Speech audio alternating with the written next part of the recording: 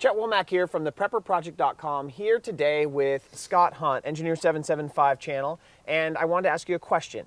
Can you explain to people who are confused, what is the definition of a CME, or a coronal mass ejection? Like you said, a CME is a coronal mass ejection. Most of the time it will follow what we know as a solar flare, and it is a huge wave of plasma energy that will hit the Earth and cause geomagnetic storms upon the Earth, which can cause all sorts of disruptions. It can start in space and work its way down into radio navigation systems, and then eventually can couple with our grid, which will take down all sorts of infrastructure. How likely are those to occur?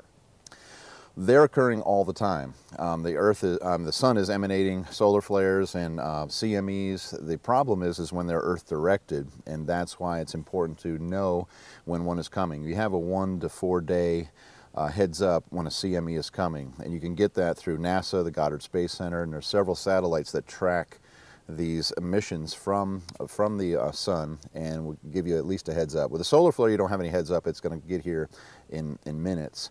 But the coronal mass ejection, this huge wave of plasma, is going to take a few days to get here, hopefully. And if people had a warning about that, how concerned should they be, and how serious should they be about taking some action? If it is an Earth-directed CME, some of the guidelines are any critical electronics that you couldn't live without, that you should protect those in what we call a Faraday cage. If you are a little more sophisticated or have planned ahead, you could disconnect your home through a manual transfer switch and disconnect your home from the grid if it's if it's been announced this is going to hit the Earth, and you'd want to be able to decouple or disconnect or unplug from the grid. If you're interested in how you can protect yourself from a CME or an EMP event, just click on the link below.